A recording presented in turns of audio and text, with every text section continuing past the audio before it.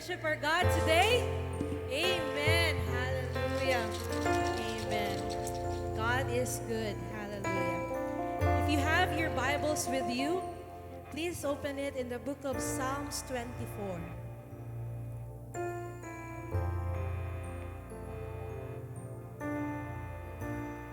Yes.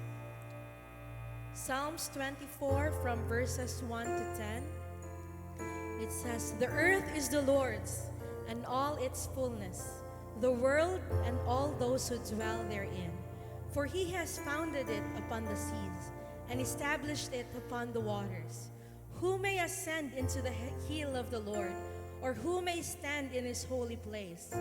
He who has the clean hands and a pure heart, who has not lifted up his soul to an idol, nor sworn deceitfully. He shall receive blessing from the Lord, and righteousness from the God of his salvation. That is Jacob, the generation of those who seek him, who seek your face. Lift up your heads, O you gates, and be lifted up, you everlasting doors, that the King of glory shall come in. Who is this King of glory? The Lord strong and mighty, the Lord mighty in battle. Lift up your heads, O you gates, lift up, you everlasting doors, and the King of glory shall come in. Who is this King of glory? The Lord of hosts. He is the King of glory. Amen. The Lord is the King of glory. And then let's lift up his name in this place. Hallelujah. We praise you, Lord. Come on, let's clap your hands. Let's use your voices, your hands to give praise to our God.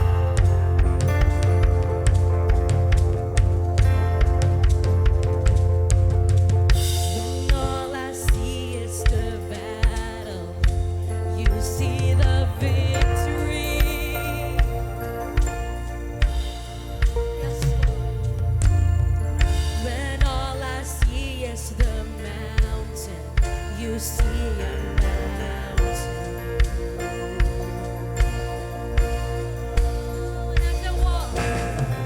And as I walk through the shadow, your love surrounds me. There's nothing to fear.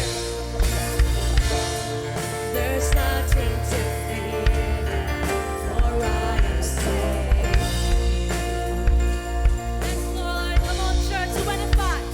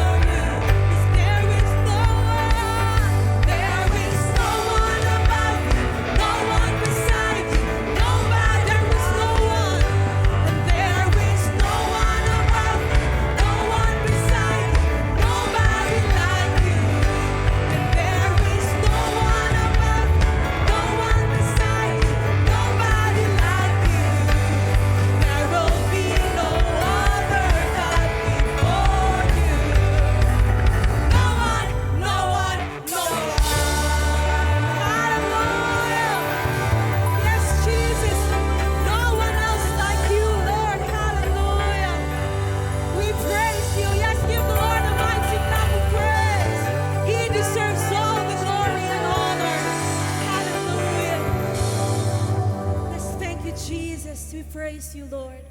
Hallelujah. Yes, God, let your glory fill this place, Jesus. We lift up your wondrous name, Lord. Hallelujah.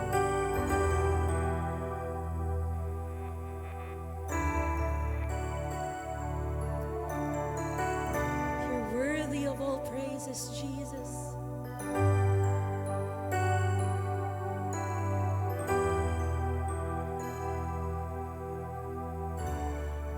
Most worthy, worthy of praise,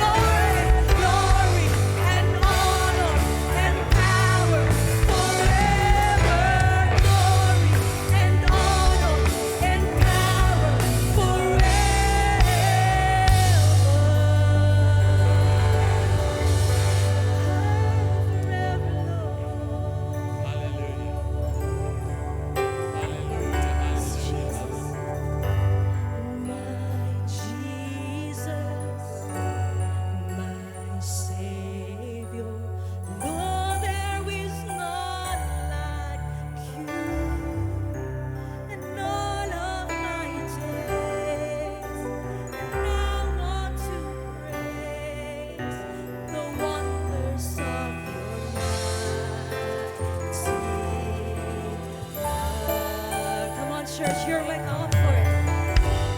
My comfort, my shelter, power and refuge and strength. Let every breath, all that I am, never cease to worship you. Shout to the Lord, shout to the Lord, all the earth, let us sing. Power and majesty, praise to the King. Mountains bow down and the seas will roar at the sound of your name. I sing for joy at the works of your hands. Forever I love you, forever I stand. Nothing compares to the promise I have in you. Let's come on, church. Let's sing it one more time. My Jesus, He is your Savior. Oh, there is none like you. All of my days, we want to praise you, Lord, to praise the wonders of your works. Oh, save my comfort. Oh, you're my shelter, tower of refuge and strength. Let every breath,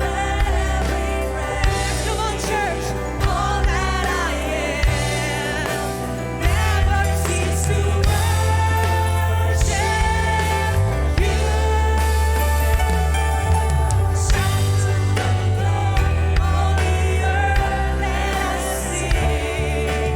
Power and majesty, praise to the King. Mountains bow down and the seas will roar at the sound of your name. I sing for joy at the works of your hands. Forever I love you, forever I say. Nothing compares to the promise I shout to the Lord, shout to the Lord. Let us sing. Power and majesty, praise to the King. Mountains bow down and the seas will roar at the sound of your name. I sing for joy at the works of forever we love you, Lord. Forever I'll stand. Nothing compares to the promise I see. Nothing compares. Nothing compares to the promise. No, nothing compares. Nothing compares to the promise I have in you. Yes, give the Lord a mighty shout of praise. Hallelujah. Hallelujah. We Hallelujah. worship you, Jesus. We glorify your name, Hallelujah. Lord. Hallelujah. Hallelujah. Hallelujah. Truly indeed, nothing compares, Lord, to the promises, Panginoon, na binigay ninyo sa amin. Promise of a life full, life powerful because of your Holy Spirit. A life that is looking for that glorious time that we will be with you in your second coming, Panginoon. Lord, we thank you that for all the promises you have made from the beginning up to today, ang hindi lamang na pupulfill, Panginoon, na yung iyong muling pagbabalik. And Lord, we know that the time is coming, Panginoon, when your coming will be will be soon, Panginoon. It is nearer now than when we first believed in you, O God. So allow us, Lord, that as we continue to live this life worshipfully, reverently, glorifying you in everything that we do. Like today in our worship, Panginoon, patuloy niyo kaming gabayan. Even as we study your word, gabayan mo ang bawat sa amin, Panginoon. Give us clarity of mind and heart, and open heart and spirit, Lord, to receive what you have for us today. Salamat sa inyo, Panginoon. Sa pangalan mo, Jesus. Amen. Amen. Hallelujah. Salamat, mga kapatid.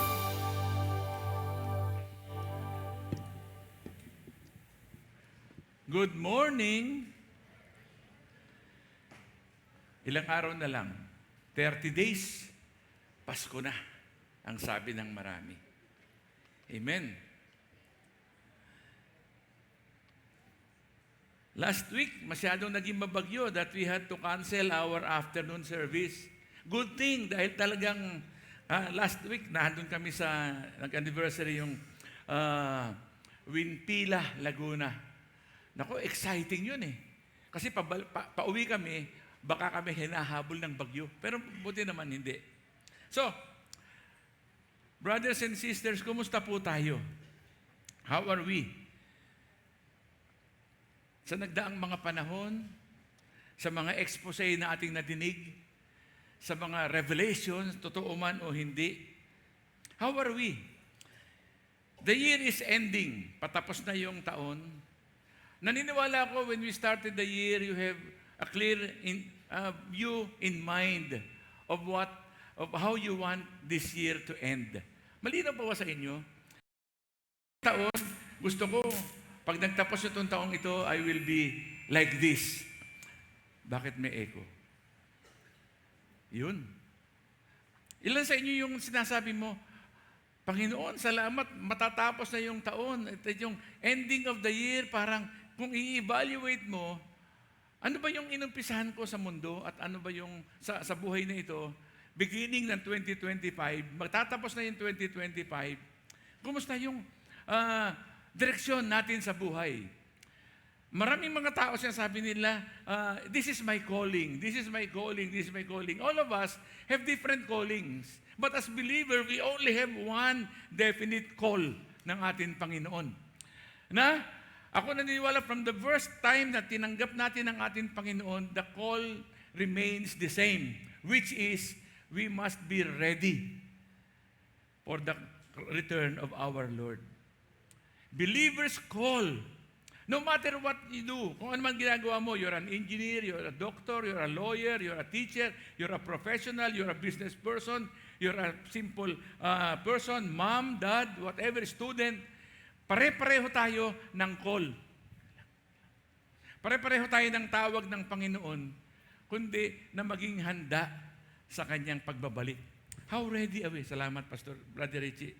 How ready are we sa pagbabalik ng ating Panginoon? So sinasabi ng marami, ano ba yung dapat ko? Okay.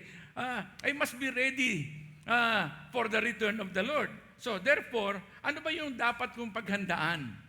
What must I prepare myself for me to be ready for the return of Christ? Number one, pag-usapan natin ito. Ba?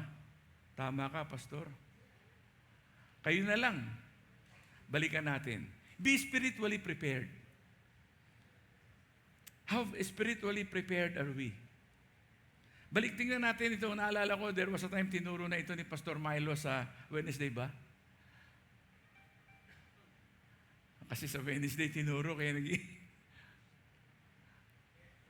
Next slide, please. Then, Matthew 25, 1-15. Pinag-uusapan natin, be spiritually prepared. As a believer of the Lord, as Pentecostals, evangelical, but on the Pentecostal discipline sa pagsamba. Tandaan natin, evangelical tayo, but nasa Pentecostal side tayo ng pagsamba. We must all be spiritually prepared.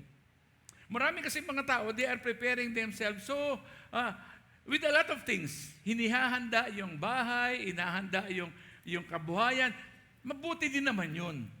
Inihahanda yung iiwanan sa mga anak. You are preparing for the future of your children, preparing for your retirement, preparing for anything.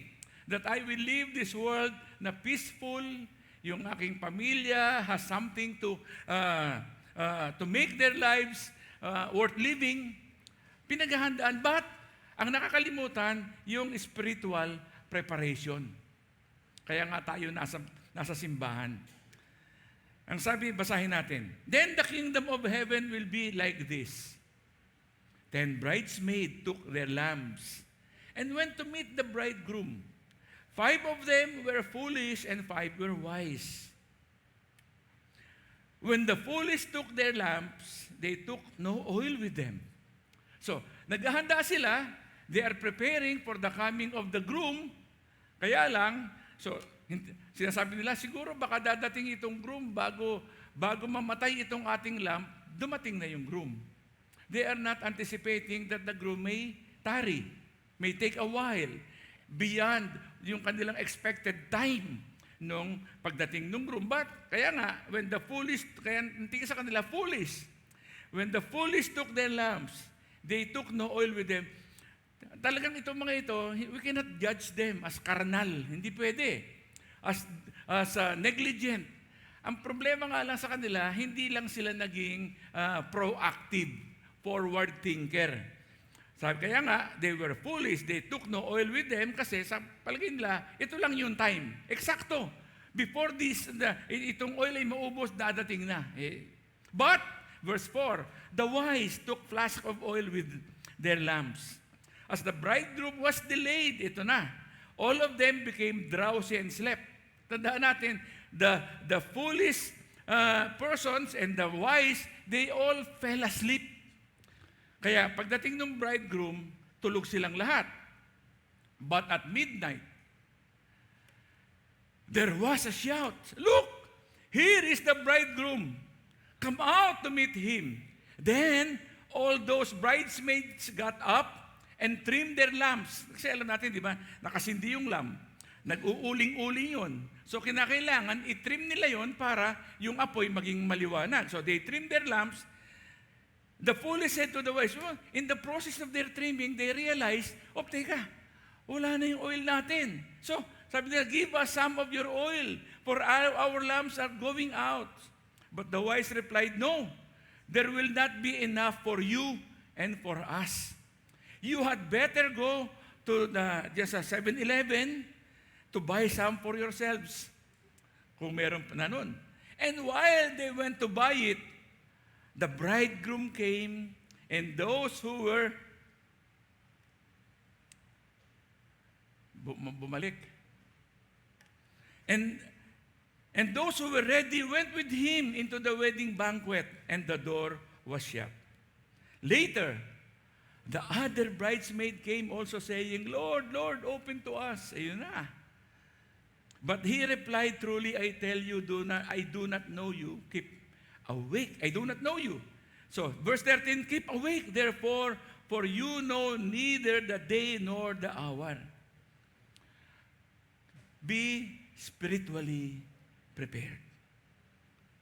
Itong parable of the 10 virgins teaches us the importance of having our lamps burning, our lives continuously burning, so that when the Lord return in His second coming, makikita niya kung sino yung seryoso, yung diligent, at yung nagbabantay. Because this is a metaphor for being spiritually filled and ready through faith and obedience. Having your lamps fully lit because of yung oil ay hindi nawawala. Tandaan natin, the Lord is, we can rely upon the Lord sa mga pagpapalang gusto niya sa atin matanggap. But, ang Panginoon wants us to partner with Him, magi tayong responsible. Gusto mong pagpalain ka, ihanda mo yung pagdadaanan ng pagpapala. Imagine, the coming of the Lord, si John the Baptist, he was sent to prepare the coming of the Lord. Kaya nga, he was out there in the wilderness shouting, prepare ye the way for the coming of the Lord. So, sabi, I was sent to prepare. So even for the blessing, even for the coming of the Lord, even for you to receive what you want to receive from the Lord, you must prepare for that. Para bang kung tutulog-tulog ka, gusto mong ma-promote? Hindi ah. In the natural, if you want your life to become something better, you want to have something good, gusto mo, pero hindi ka nagtatrabaho, hindi ka seryoso, parang sige lang, bahala na lang. Kung dumating, hindi ganun. God is looking for people whose heart are focused on Him, who are prepared to meet Him. And this parable teaches us. Itong, kaya nga, nung dumating yung bridegroom, ngayon, nahuli kayo. They were there, they were called, they were invited to be part of the welcoming committee ng bride, kaya lang, yung kalahati ay seryoso, yung kalahati ay hindi. Mga kapatid, for 2,000 years, the church knows that Jesus Christ will return. Alam niyo ba yun? Sino sa atin dito yung hindi nakakaalam that Jesus Christ is coming again? And yet, the problem is, many believers have become lethargic. They become drowsy. They become so complacent about the coming of the Lord. They are no longer excited. Alam mo, darating ang Panginoon, but they are no longer excited about the soon coming of the Lord. Naalala ko, yung binila natin ito, yung asawa niya, ang pangalan niya ay si Annette, yung Mr. si Noel. Mga youth sila, nung naborn again kami, sila yung youth sa church, elementary. Hindi, high school pala. During the time, 1980s, yung preaching ng word, the Lord is coming soon, repent, receive the Lord as your Lord and Savior, for the Lord is coming soon. So ganun, bombarded yung na 80s, kaya yung revival. Alam niyo itong si Annette, ay, darating na si Lord. Hindi na nag-aral ng gusto. Kasi dadating na si Lord, baka hindi na ako kailangan mag-college. Mabuti na lang nakarecover. Siya matalinong bata eh. Pero bandang huli, ang dami noon. Nung panahon na yon, on the good side, talagang excited, kaya pumutok. Kaya lang, on the bad side, masyado namang naging parang, bukas dadating na. Itatapon ko na lahat, hindi na ako magpaplano. Hindi ganun. Magplano ko pa rin para maging maganda yung buhay mo, pero at the same time, planning for a good life, you are constantly waiting, conscious, aware na dadating ang Panginoon together with what I am doing now. Sabi nga nila, di ba, pagdating ng Panginoon, people will be marrying, people will be planting, people will be living their lives normally. Parang katulad ngayon. But at the same time that we are living a normal life, we must be conscious na dadating ang ating Panginoon. Kaya nga, because of this, nabawasan yung excitement sa preaching of the coming of the Lord, nagkaroon ng little witness sa evangelization. Naging mahina. There is little effective witness given that the Lord is returning. Malungkot nito, makikita natin, churches grows not by evangelizing the lost anymore. But we observe from churches all around that believers just transfer from one church to another. Okay lang kung talagang katulad ko, may mga pagkakataon na I let go of people kasi hindi na convenient para sa kanila yung to remain here. Kasi nasa Cavite na, nasa Mindanao na, release mo na. Kaya ngayon sinasabi natin, tayo, those that are within the vicinity, okay lang. Kaya nga, minsan may nagsasabi, Pastor, pwede ba kami? Ay, pwede. Kaya lang, ang malungkot dito, pwede yung ganong transfer because of necessity. Kaya lang may mga churches talagang, wag na tayo mag-evangelize. Total, dumadami naman tayo kahit hindi tayo mag-evangelize eh. Malungkot. The heart of evangelism is to bring people to the Lord so that there will be people na babalikan ng Panginoon when He returns. Di ba sabi nga ni Lord, paano kaya? Pagbalik ko, will I still find faith? Yun ang concern natin, Panginoon eh. Kaya nga, we need to evangelize. We need to keep our lamps burning. We need to keep our spirit on fire for the Lord, knowing na talagang pag nakita ka ng mga tao, uy, gusto ko yung meron siya. Nagliliwanag siya. People are attracted to believers because yung liwanag natin nakikita. Naalala ko may isang nagsabi, how can I believe this person? Mukhang mas malinaw pa buhay ko sa kanya. How can I believe his witness? I don't see him being filled with the Spirit of God. I don't see him na nagliliwanag sa presensya ng Panginoon. Mahalaga to. Because in the Old Testament, yung lit oil, yung lamp na nagliliwanag, reminds us of the special use ng oil na yan sa tabernacle services. Tingnan natin, Exodus 27:20. Command the people of Israel to bring you pure oil of pressed olives for the light, to keep the lamps burning continually. The lampstand will stand in the tabernacle in front of the inner circle that shields the ark of the covenant. Aaron and his sons must keep the lamps burning in the Lord's presence all night. Because this is a permanent law for the people of Israel, and it must be observed from generation to generation. Meaning, in the Old Testament, the Gentiles know who the believers are because they have a different kind of yung pagliliwanag. Yung tabernacle, hindi katulad yung mga Gentiles, yung mga pagan goddesses, yung mga pagan temple, magliliwanag lang yan during the time of offering, during the time when they need to sacrifice. But here in the Old Testament, the lamp is lighted, naliliwanagan day in and day out. Because yun ang testimony nila. Can you imagine, here I am, worshiping si Baal, si Canaan. Pagpunta ko doon sa altar, ang dilim.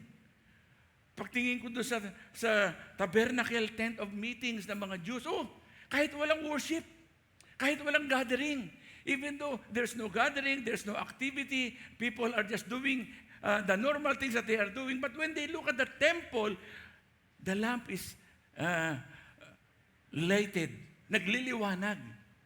So, in the same way here, bakit nga nakaka-attract? Kaya noong panahon na yon, maraming mga Gentiles transfers, lumilipat sila, nagiging silang, they became covenant people of God. What attracted them to their faith is because maliwanag dito. Kaya nga sabi, from generation to generation, this is a permanent law for the people of Israel. It must be observed from generation to generation. Kaya hindi dapat yung lamp nawawala ng liwanag dahil yun in the Old Testament, yun ang strong testimony, strong witness that you are in a better place, better group, better organization, better relationship with God to be with us because here, maliwanag kami. Whereas in your templo, in your religion, madilim kayo. Para bang, di ba, naalala ko nung araw, maliwanag lang kami pag Pasko.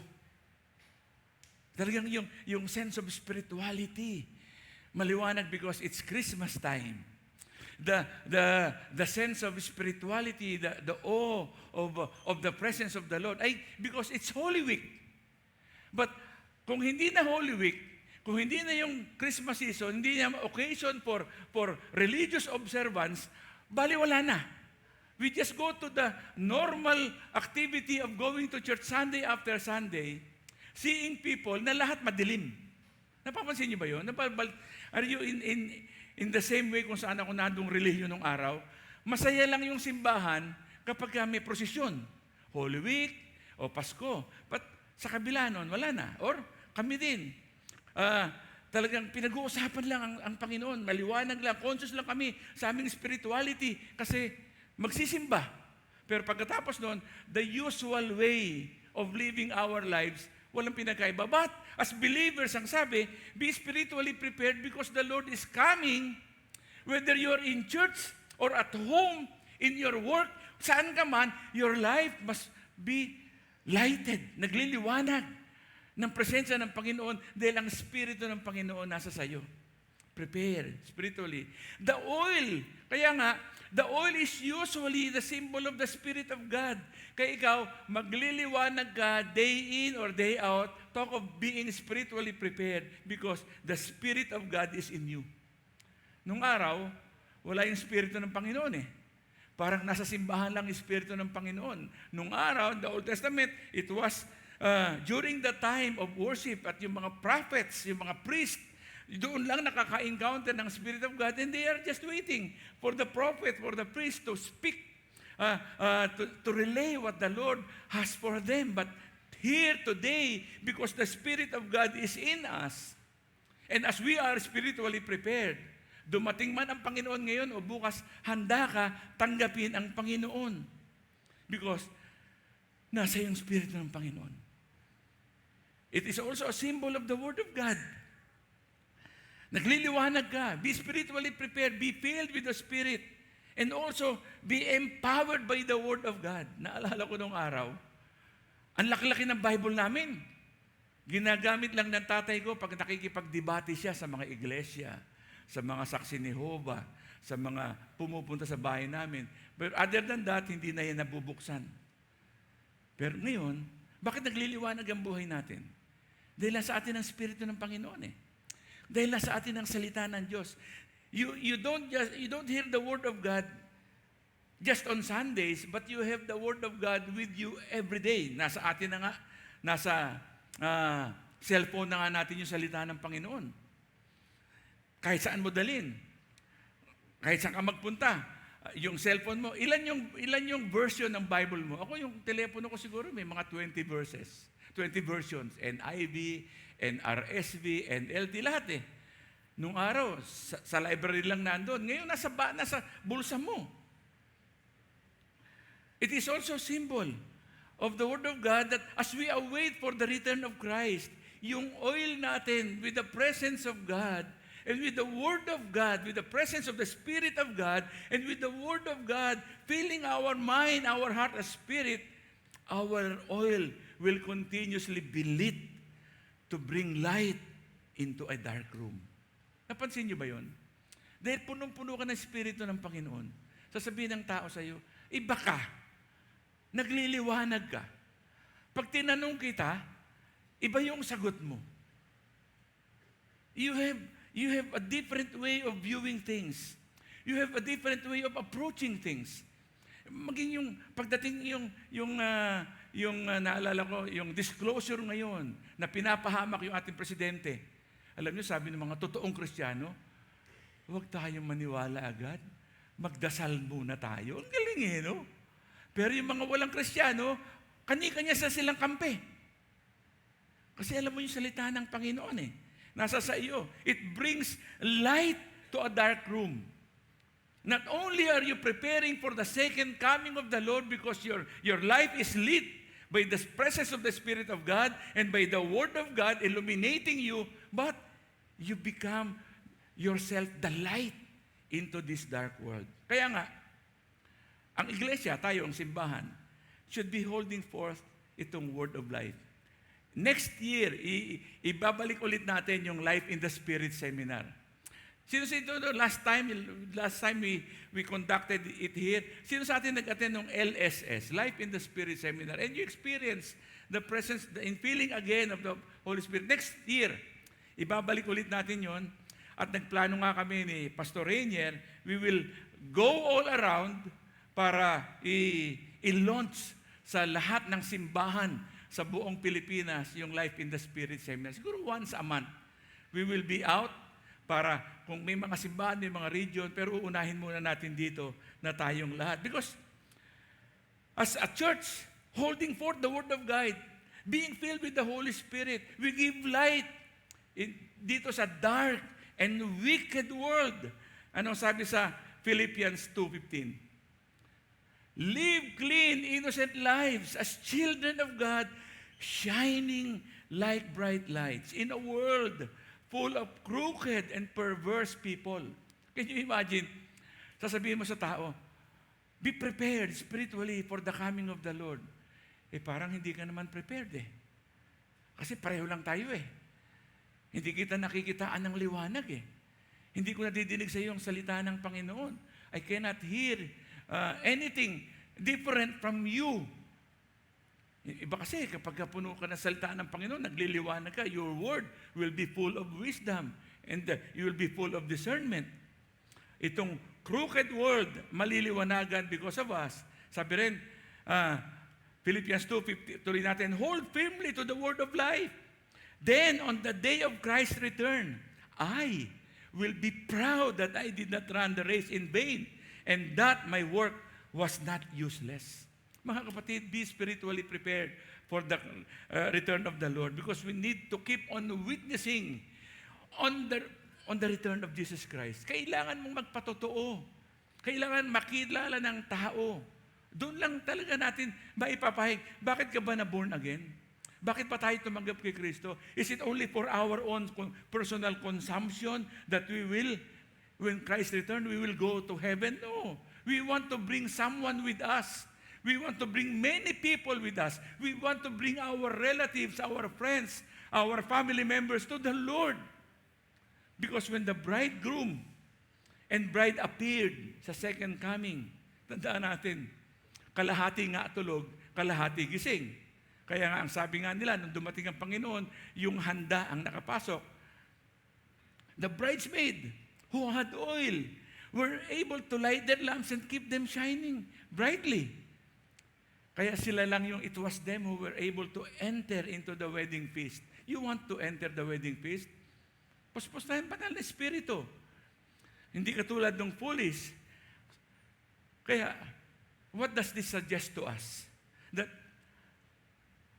malungkot man, not every professing Christians, marami nagpo-profess, Kristiyano ako, nagpipreach pa doon sa pulpito. Di ba? Nangilabot ako nung isang araw. Ano daw ang pastor na nagpipreach eh. Talagang ginagamit yung pulpito to justify yung kanyang sarili. Kinilabutan ako eh. Hindi ganon eh.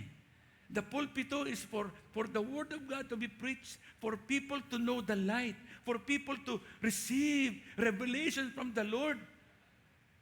So, kaya nga, not every professing Christians are spiritually prepared to meet the Lord in return.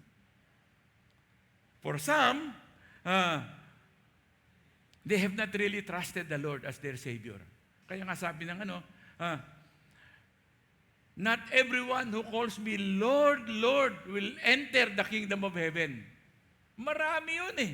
Kaya, Lord, did we not prophesy in your name? Did we not lay our hands on the sick and they get well? Did we not do the miracles that you are expecting for us? But sasabihin ni Lord, I don't know you. Kasi, ang tinitingnan ng Panginoon, nasa puso mo ba talaga ako? Sabi nila, pwede ba yun, Pastor? Pwede ba na ma-born again ng isang tao na hindi Kristiyano yung nag-born again? Ito. How many of us, we were watching the television set or we were listening to an evangelistic broadcast? You were listening to a person. Hindi nakaharap yung person, but you were listening to the message from the radio or over the TV. Hindi na tao yun. Or you were reading yung for spiritual laws. Hindi tao na yun.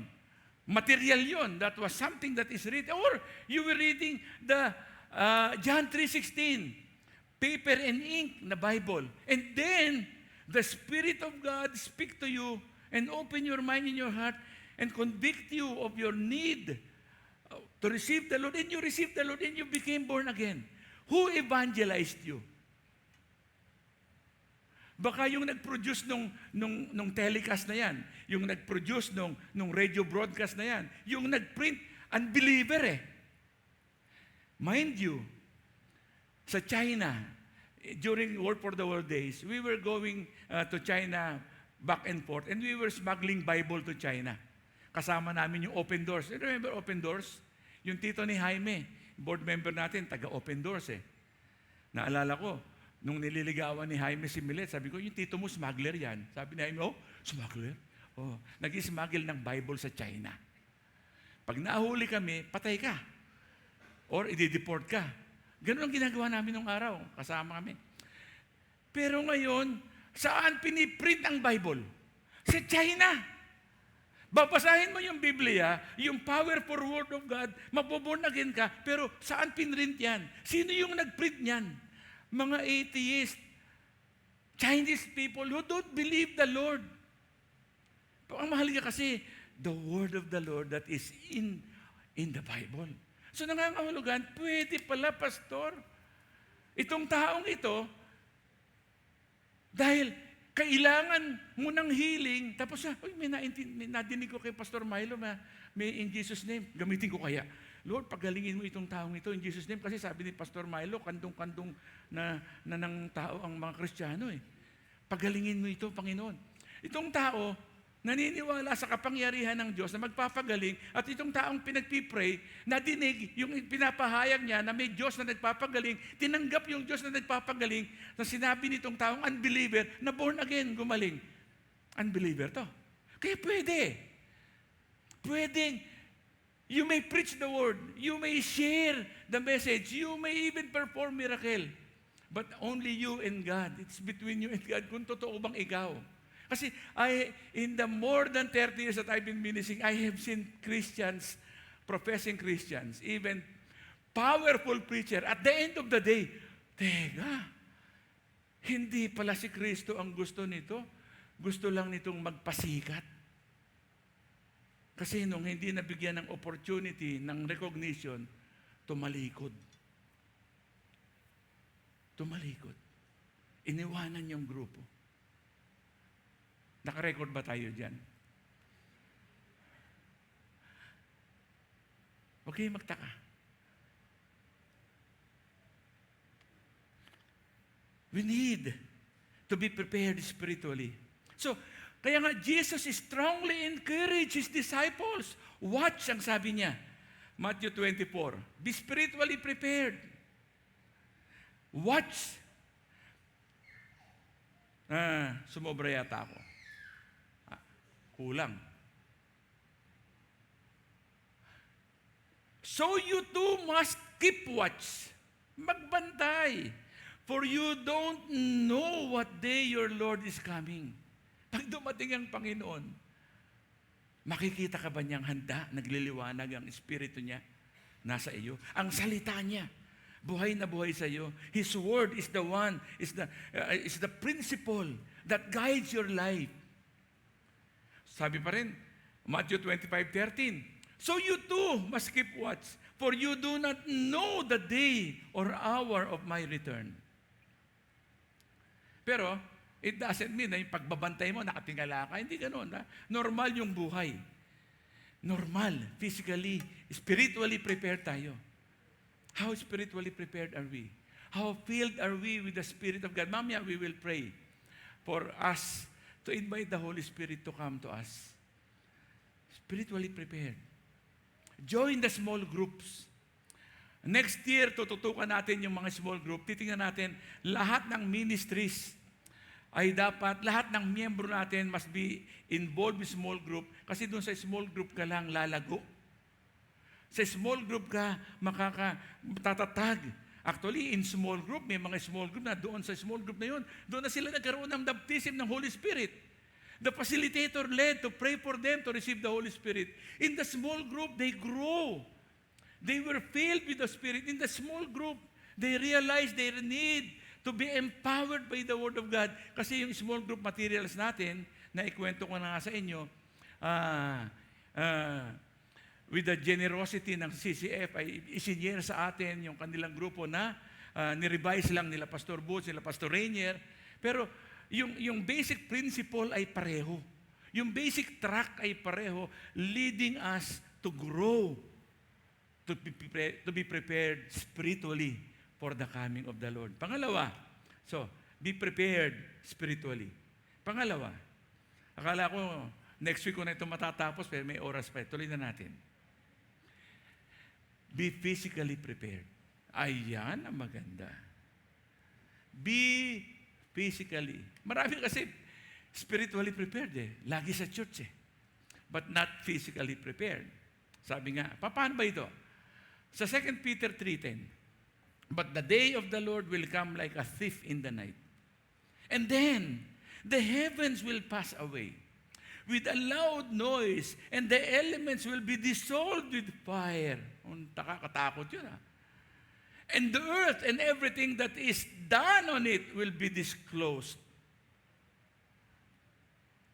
Since all these things are to be dissolved in this way, what sort of persons ought you to be in leading lives of holiness and godliness, waiting for and hastening the coming of the day of the Lord, because of which the heavens will be set ablaze and dissolved. Kabi-kabila, puputok ang bulkan. Kabi-kabila, bubuka yung lupa. Kakainin ang lahat ng pwedeng kainin. And the elements will melt with fire.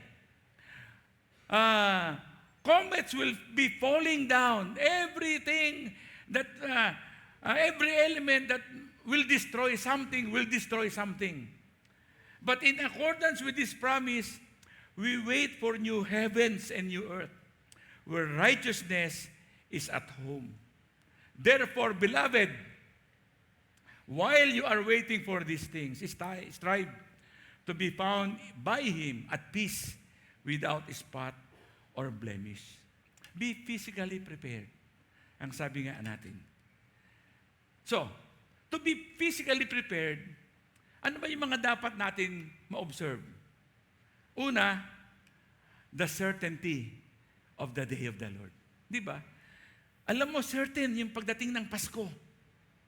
Sa December, dadating ang Pasko. Certain ka doon. Kaya January pa man, nag-iipon ka na ng pangregalo kay Pastor Milo. Ayos, mahal talaga ko yung Pastor Milo. December pa lang. October, pagdating ng bear, nakabalot na siya. Pero hindi mo pa nilalagyan ng scotch tape. Kasi baka November, may maisip kang idagdag. Ito. May idadagdag ko pa. Physically prepared. Certain yung pagdating ng ating Panginoon. Though it is now more than 1,600 years since yung itong epistle na to ay naisulat, the day of the Lord has not yet come. Ang tagal-tagal na. But it assuredly will come. Sabi nung iba, hindi na, tagal nang isinulat eh. Okay lang, talagang dadating. Be physically prepared, be certain. At sabi nga natin, matindi yung araw na yan ng pagdating. Lord, sana pagdating niyan, wala na kami, na-rapture na tayo. Nonetheless, hindi pinag-uusapan kasi marami mga Kristiyano, dadating kaya yung panahon, dadating kaya yung Panginoon pagkatapos ng kahirapan, sa gitna ng kahirapan, or bago ang kahirapan. Alam po ninyo? Kasi lahat ng yun, nasa Bible eh. Lahat ng hanggang ngayon pinagtatalunan pa.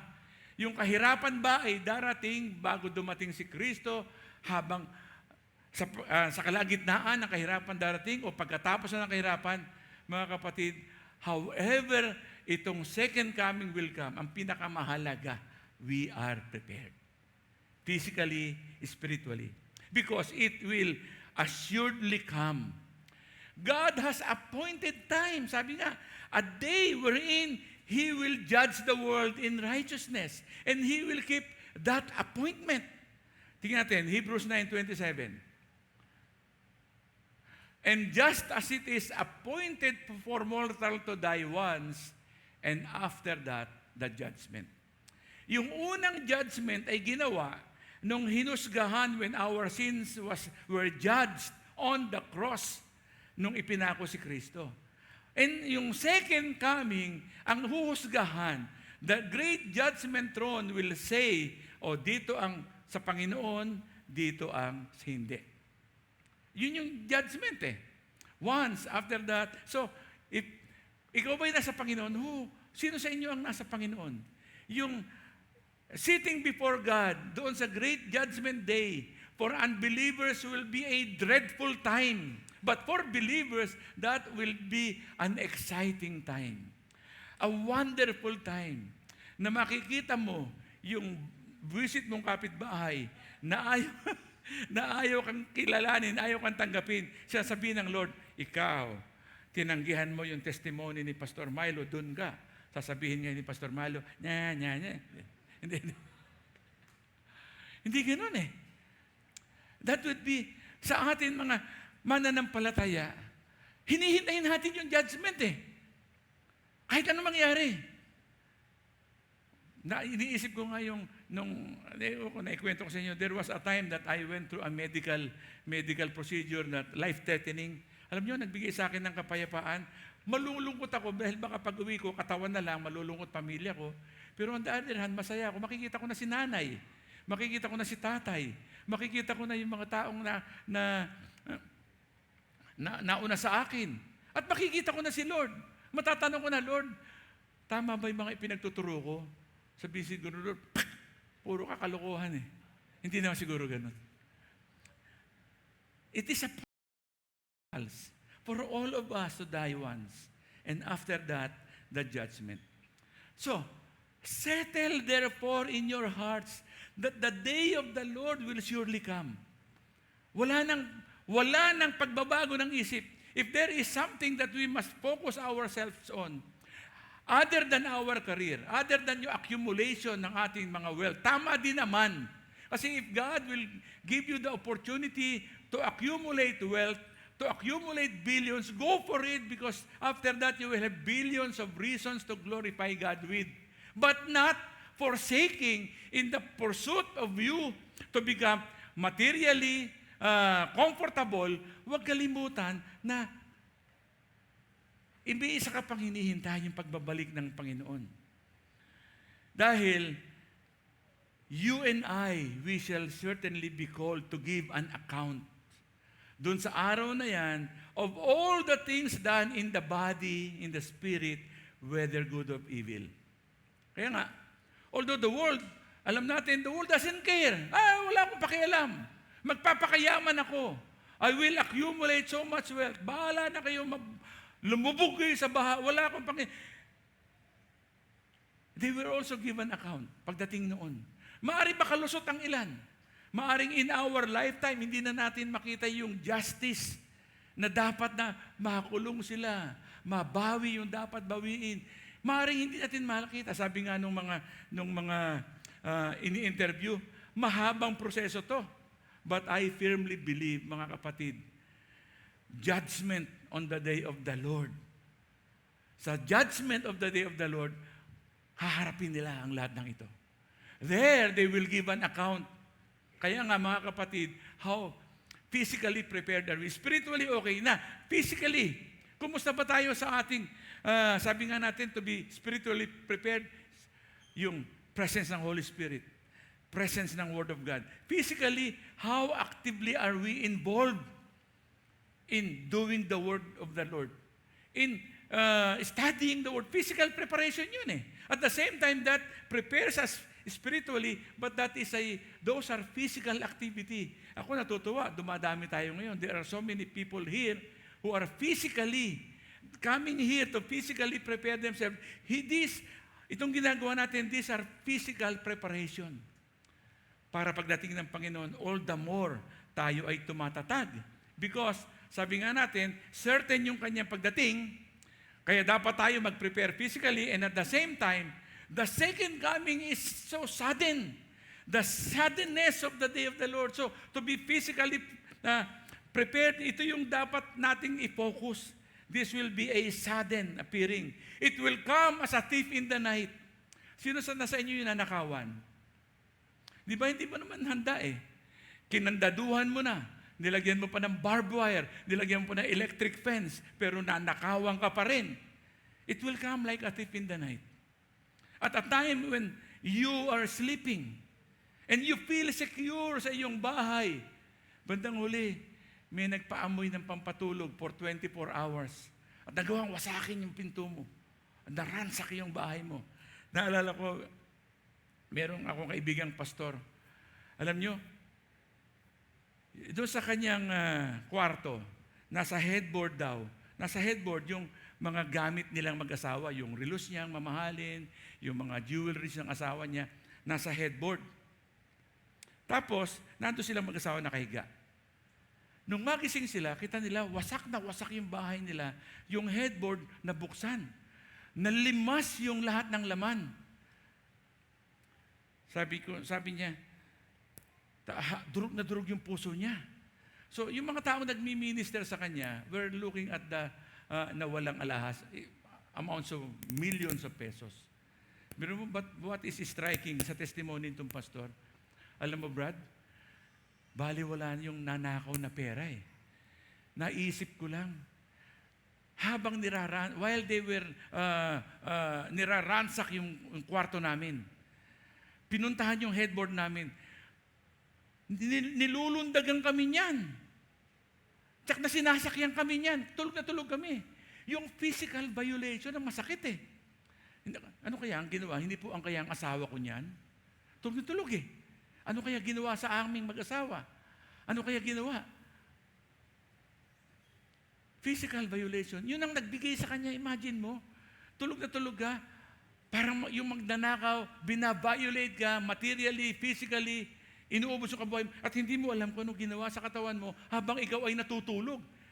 Doon nila kailangan ng debriefing, ang grief counseling. Not because of the material losses, but the loss of self na na-violate. Hindi mo na alam eh. You will be left with just guessing what happened while we were sleeping. Ganon din yung pagdating ng Panginoon. You will be surprised. Like a thief in the night. You don't know what will happen. Pagdating, magugulat ka na lang. You have no manner of appreciation kung paano siyang darating. The Lord will come in a day when we are not looking for Him. Itong malungkot. Because you are not spiritually prepared, you are not physically prepared, parang hindi mo siya binabantayan, parang okay lang. Okay lang, gawin ko itong buhay ito, bukas pa naman. Di. Baka mamaya, the time when men think to be the most, ito yung improper time to anticipate yung coming ng Panginoon, dadating siya. So, let us beware how we, in our thoughts, in our imagination, put that reality away from us. Lagi dapat nasa isip natin yan. Hindi lang kung titingin ka sa langit, kundi alam mo, anytime, nakayuko ka, baka hindi ka na makatingala, ayan na siya. Rather, let us call to mind yung reality that is nearer now than when we first received Him. Mga kapatid, at to be prepared physically, alam mo yung sudden. And pangatlo, ito yun, the great and dreadful day of the coming of the Lord. Sabi nga, binasa natin kanina, the heavens will pass away with a great noise, as you have never heard before. The visible heavens as unable to abide when the Lord shall come in His glory. Talagang iba. It will pass away. Ang mundo will undergo mighty alteration that are so sudden, biglaan. Hindi mo na magagawang halikan yung apo mo. Naku, layo pa naman ng apo ko, nasa Quezon City at nasa Ortigas. Malayo sa bahay namin. Hindi ko na siya mahalikan. Biglang, bali doon na lang tayo magkita-kita. But it will be so sudden. With such a noise as the breaking and tumbling down of so great a noise na talagang mabibingi ang pati bingi, mabibingi. Yung mga hindi nakakadinig, makakadinig. The elements shall melt with fervent heat at the coming of the Lord. Be prepared, that day is great and dreadful. So that every heaven shall pass away. Langit, yung bituin, araw, buwan, lahat. A fire shall go before Him. Bago dumating ating Panginoon, nandiyan na yung fire. That shall melt the elements of which the creatures are composed. Ginawa ng Panginoon element, siya din ang tutunaw sa lahat ng ito. The earth also, yung lahat ng gawa ng Panginoon, lahat ng ginawa natin, itong ating sanctuary, that cost us 4 millions to make lahat ito sa in a twinkling of an eye, tunaw ito. The earth and all its inhabitants and all the works that are therein shall be burnt up. The earth and its inhabitants and all the works na meron dito, whether of nature or of art or of whatever ang make nito, everything shall be destroyed. Yung stately palaces ng mga Diskaya, ng mga Windsor, yung garden ng mga kung ano man, and all the desirable things within yung mga worldly minded na mga tao na hinahanap ng mga tao, gustong puntahan. Gusto ko makarating ng Boracay, hindi mo nararating yun, dadating na ang Panginoon. All sorts of creatures which God has made and all the works of men must submit to this dreadful day of the coming of the Lord. And all must pass through fire. Hindi ko kayo tinatakot. A consuming fire will consume everything. Unang-una yung kasalanan. Iko-consume yan. Yung mga idinulot ng kasalanan. Yung nagmamaneho ka ng Lamborghini, dumating ang Panginoon, sunog yan. Kahit magpayong ka pa, sunog ka. God's hand will be upon everyone. Mga kapatid, and no one can discern kung gaano ito kabigat. Now, sino ang po pwede maging handa dito? We may be so wise as to prepare for it. Tanggapin mo si Kristo bilang Panginoon at Panginoon. May mga tao, what will become of us? Yan ang tanong ng unbeliever. What will become of me, Lord, pagdating ng dreadful day na yan? Hindi nila alam ang sagot. But you and I, because we know the Lord, what will become of us will be the glorious end. Kahit saan mangyari yan, before, in the middle, or after, darating siya, pero ang mahalaga, you are secured in the hand of God. So make it your portion to be in the presence of the Lord, to be prepared spiritually, to be prepared physically. Look out for what you have been doing with life. Look out kung ano yung mga binibigyan natin ng atensyon sa buhay. Kaya, dahil panghuli, may great and dreadful day of the Lord, be morally prepared. Be morally prepared. Sabi sa 2 Peter 3:11, since all these things are to be dissolved in this way, what sort of persons ought you to be in leading lives of holiness and godliness? Be part of the small group. Alam po ninyo, marami sa mga small group, hindi lang sa atin, ang nag-testimony. Alam mo, hindi ko mabibitiwan itong bisyong ito kung hindi doon sa small group ko who led me na maayos yung buhay ko. You will not hear it from the pulpit kasi directly, pag-uusapan yung kasalanan, may mga hindi kayo nakapagtatanong eh.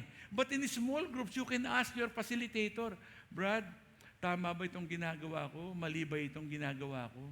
You can examine yourself.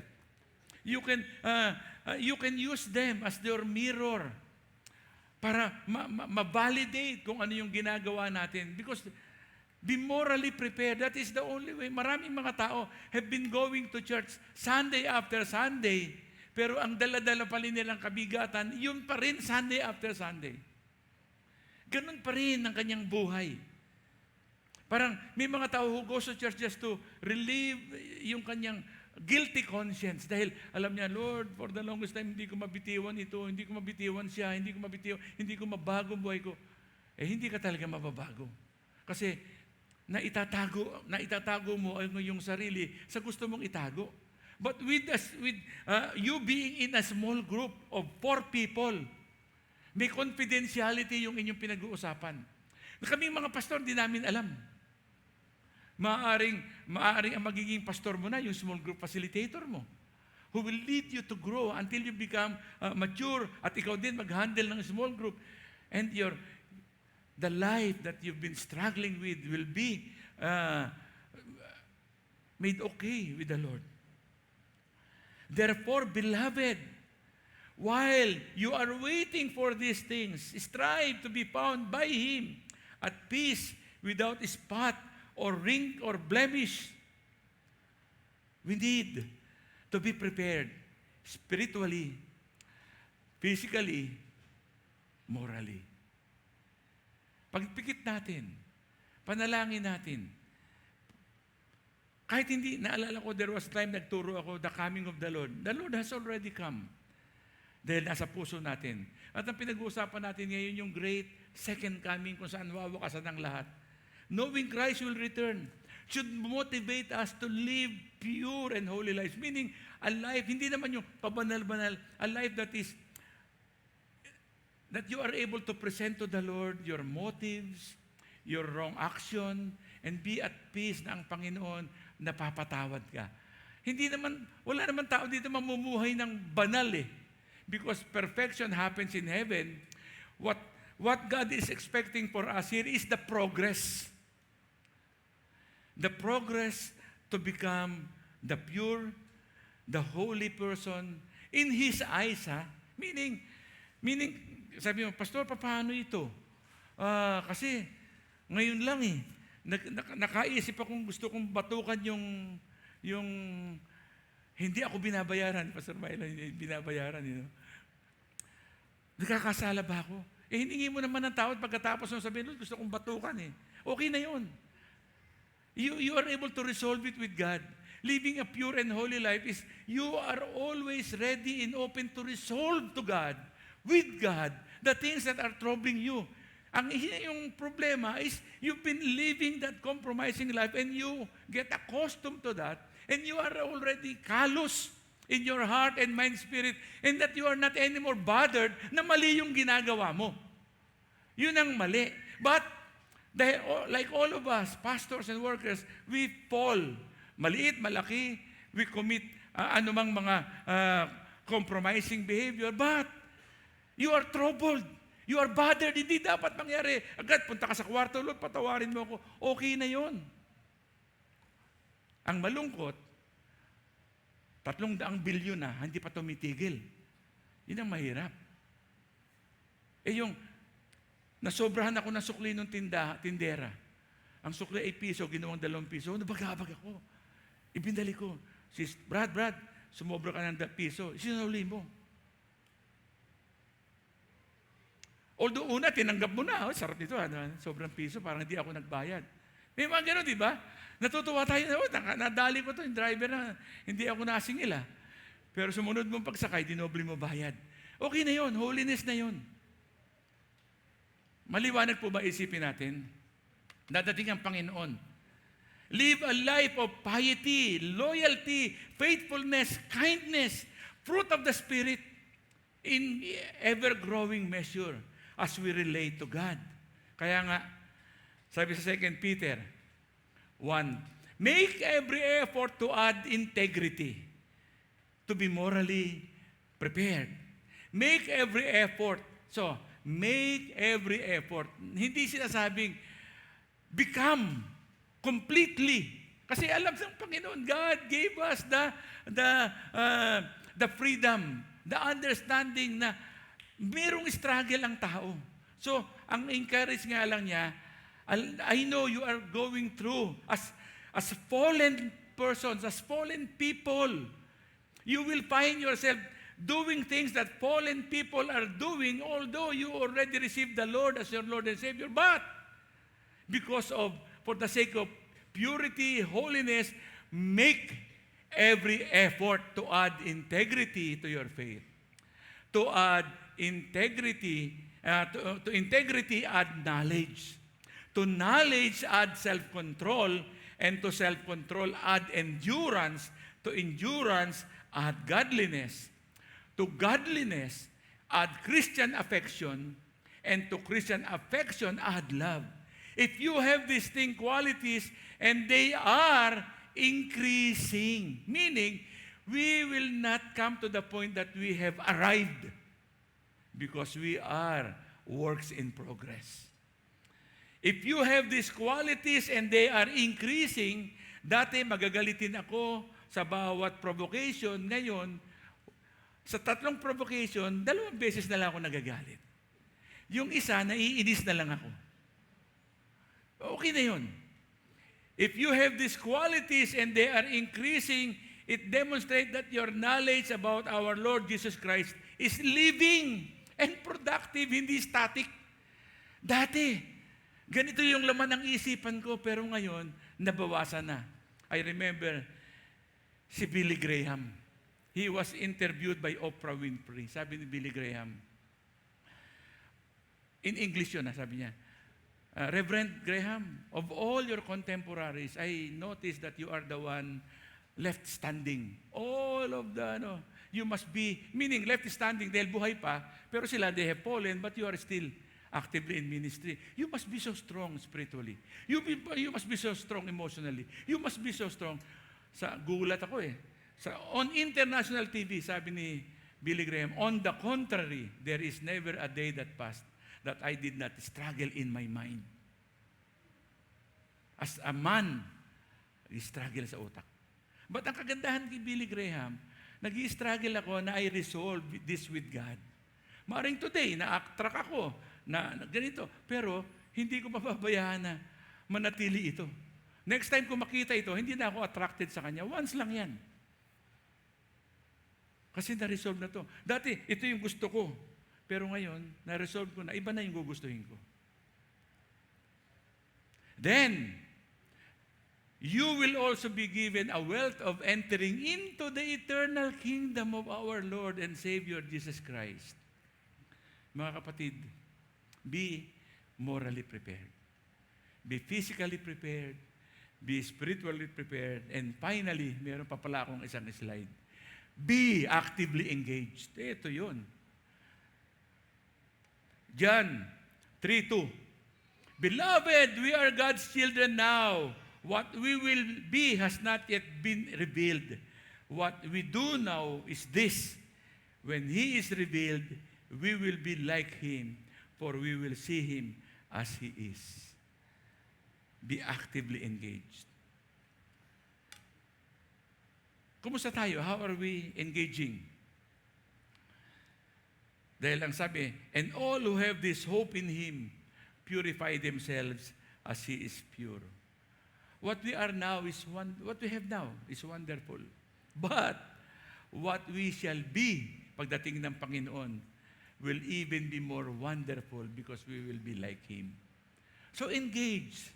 Gawin natin ito. To be engaged in this is to be really serious in making effort to be physically prepared, spiritually prepared, morally prepared, and engage yourself in doing the work of the Lord.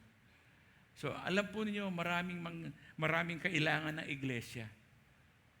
At sa mga testimony ng mga makakasama nyo sa small group, ang magiging patotoo nila sa inyo, life is exciting dahil meron tayong ginagawa para sa Panginoon. So, a challenge, start next year, we will be so focusing on having everyone part of a small group. A small group ng mga young adults, a small group ng youth, a small group ng women, wow, a small group ng men, a small group ng seniors, a small group ng couples. And I will see glorious time of really ministering to one another. Makikita mo yung paglago ng bawat sa everyone is excited. Sige Lord, dumating ka na. Kahit gaano yung manner of your coming, I can say, I am prepared. Panginoon, marami pong salamat sa umagang ito. For some, your soon coming will be dreadful. As really, Panginoon, babaguhin mo ang lahat. Matutunaw ang lahat na matutunaw. Ang lahat ng everything that doesn't belong to you will be dissolved. Everything that displeased you, Panginoon, ay mawawala, Ama.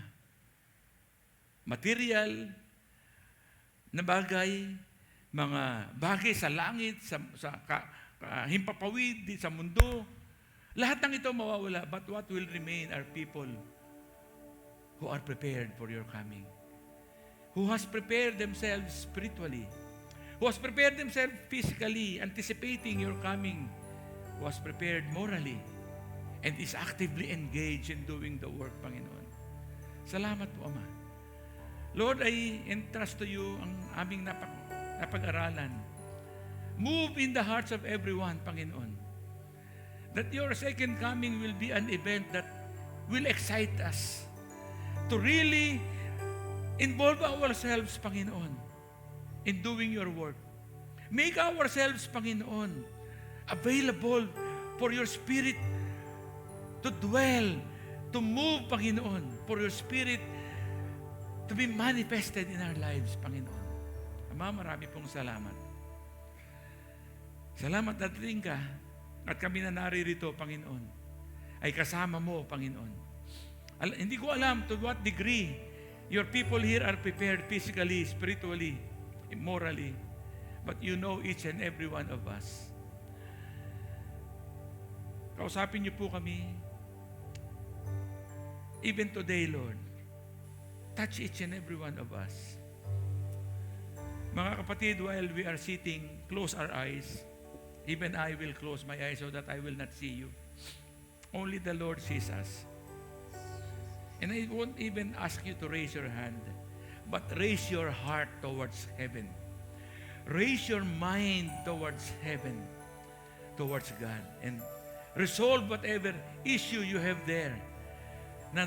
Sa palagay mo, Lord, parang ito ang kailangan kong gawin for me to be physically prepared. To be involved.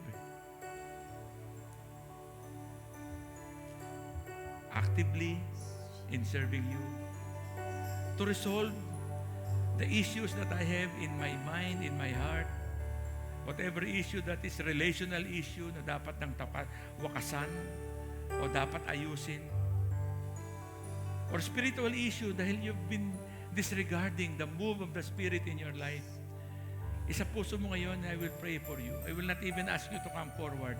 Where you are sitting, Lord, you see each and every one of us. Lord, your all-seeing eyes, your piercing eyes, Lord, you are looking at your children here. We have all heard the reality, the certainty of your soon coming, Panginoon. And we want to be physically prepared for your coming. Prepare our mind, prepare our heart, Lord, to always be focused on you. Nakikita mo sino dito sa amin mga kapatiran having struggle in their walk, Panginoon. Touch their hearts now, touch their mind.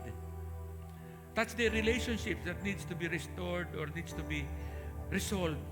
Or if there are relationship that displeases you, that the relationship be dissolved. Panginoon, if there are fears, Lord, kayo po ang magbibigay ng kapayapaan. Lord, touch each and every one of us here with the issue na nakita mo na dala-dala namin that cause fear and dread and sense of unpreparedness for your coming, Panginoon.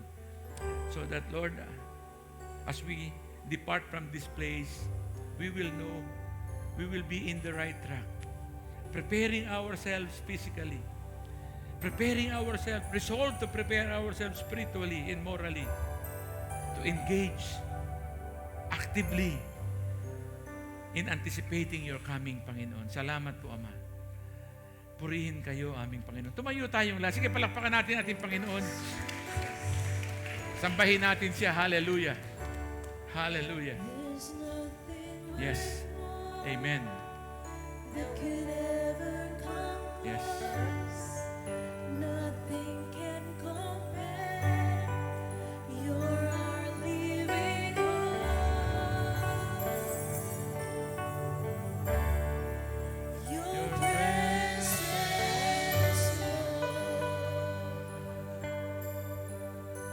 Amen. I've tasted and seen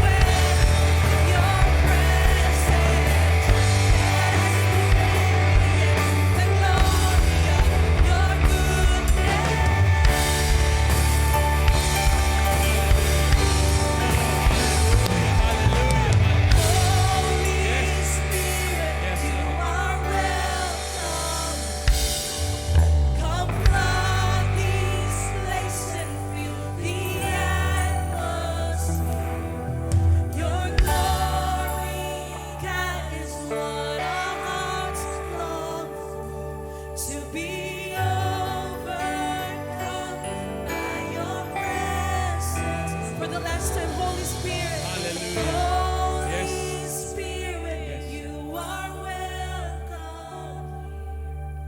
Confront this place and fill the atmosphere. Your glory, God, is what our hearts long for. To be overcome by your presence.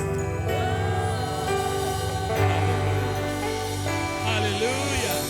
Hallelujah. Hallelujah. Hallelujah. Lord, salamat sa iyong presensya, Panginoon. Salamat, Panginoon, na ikaw ay muling magbabalik para sa amin na iyong mga tinubos, na iyong mga pinatawad, Panginoon, na iyong itinutuwid. Just guide us every day, Lord, that we be aware that your coming, Lord, ay pabalik, ay padali ng padali ng padali na, Panginoon. Salamat po, Ama, sa pangalan mo, Jesus. Amen. Amen. Sige, palakpakan natin ang Panginoon. And we may all sit down muna. Sandali, mga kapatid. As we prepare, alam natin, pagbabalik ng ating Panginoon, ang simbahan, maraming ginagawa.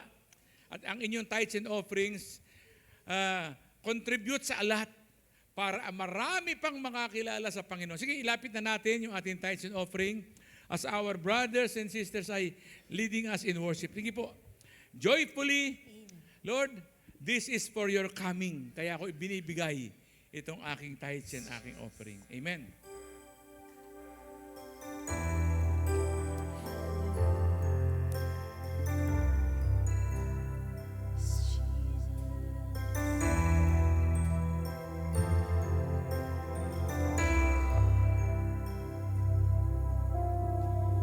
Who else would rocks cry out to worship? Whose glory taught the stars to shine? Perhaps creation longs to have the words to sing,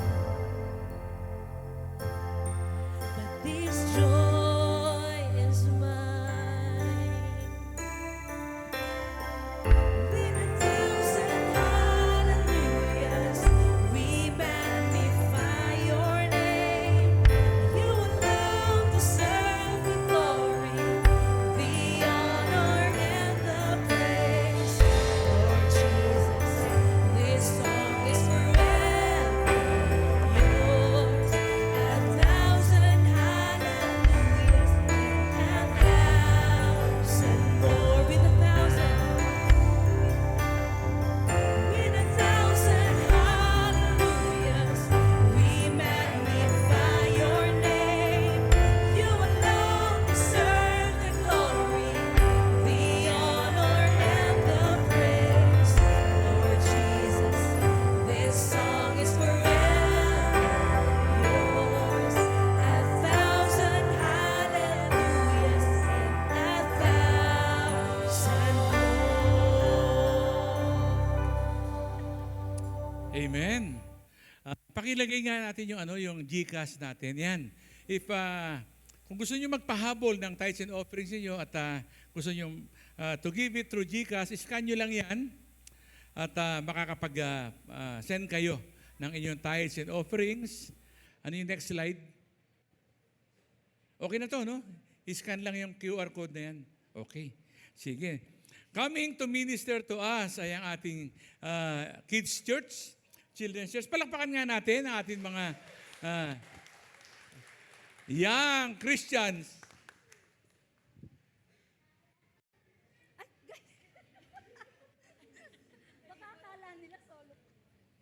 Good morning, everyone. We are from the Win Kids Ministry. And as part of the Children's Month, we want to offer you a special number from Win Kids Ministry.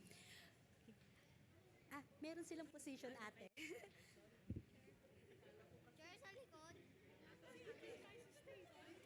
Second line, stage, third line. Move here. Wait lang po. Relax lang po kayo. Alam po namin excited kayo.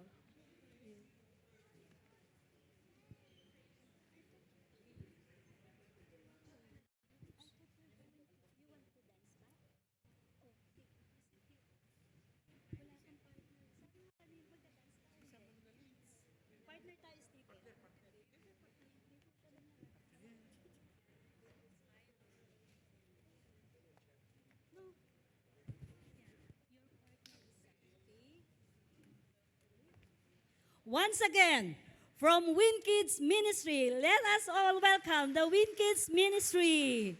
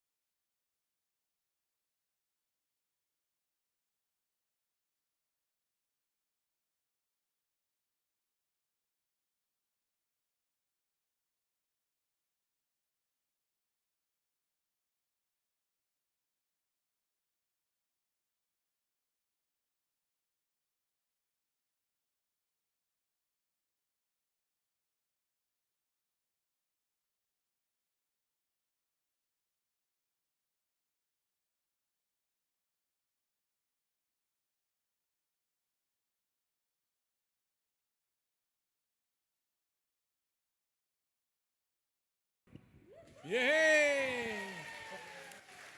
Okay. May I ask Pastor Ike to pray for the kids? Diyan muna kayo, kids.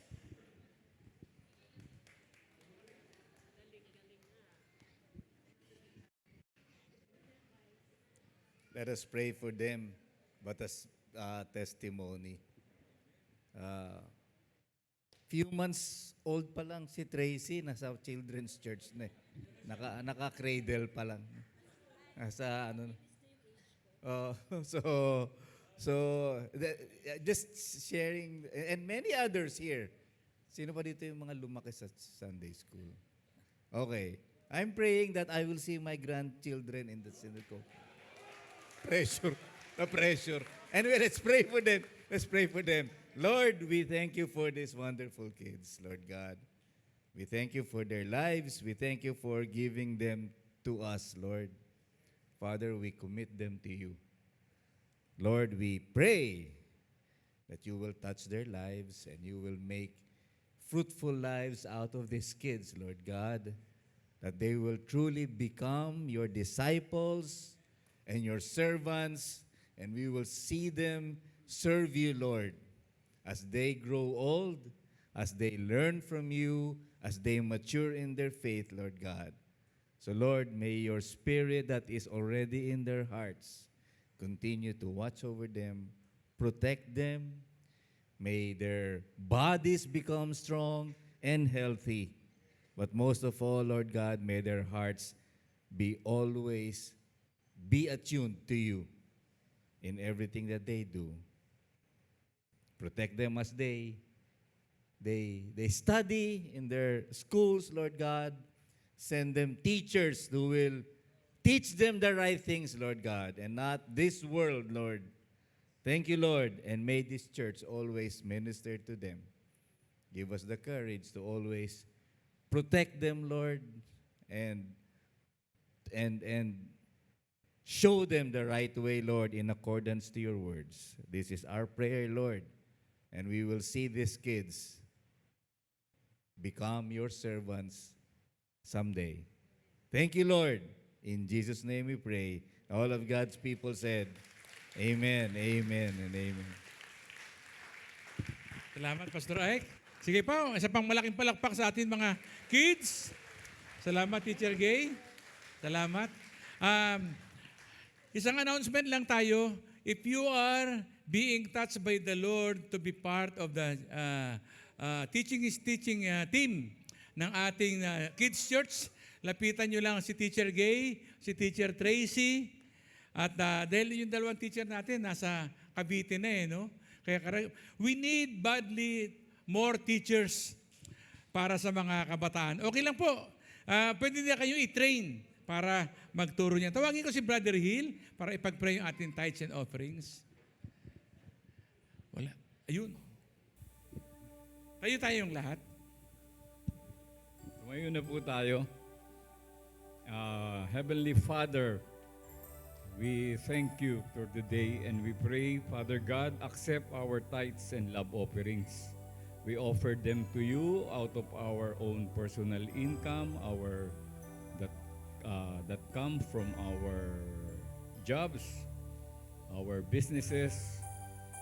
Help us, Father God, in this, in our livelihood as we struggle every day, but we faithfully give back to you what is due. Lord, these funds will help, especially our church, in the furtherance of your kingdom, so that many souls will know you and will come to experience the joy that we have. So thank you, Lord. Thank you for this money that comes from you, and we pray that, Lord, that you continue to provide for our families, for our church. In these envelopes are also our requests for healing, for sustenance, and for whatever problems that we lay down to you. And we know that answers would come from you, Lord, in your perfect time. So thank you, Lord.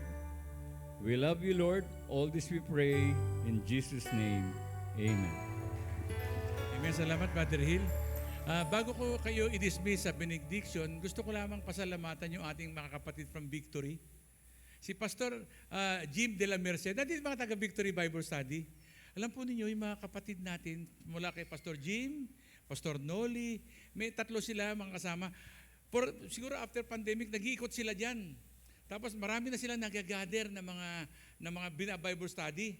Alam niyo, ginawa nila, in-endorse sa atin. Sabi, dito kayo magpunta sa Win Makati. Tapos, every 3 p.m. ng Wednesday, dito sila nagba-Bible study. 40 na yata kayo 40 na yung mga nagba-Bible study. And our godly brothers ay sinasabi, dito tayo nagba-Bible study. Kaya pag Sunday, dito kayo, may Wednesday service. Natin may Wednesday tayo at nag-attend din sila. Alam niyo, ang ganda kapag the body is united, ang Panginoon ay naluluwalhati. Prepare for the coming of the Lord. Amen? Amen. Sige, tanggapin natin ang pagpapala. Sige, palapakan natin ang ating Panginoon. Tanggapin natin ang pagpapala ng ating Panginoon. The Lord bless you and keep you. The Lord make His face to shine upon you and be gracious to you. The Lord lift up His countenance upon you and give you peace. Amen. Amen. Amen. God bless. See you next Sunday. God bless.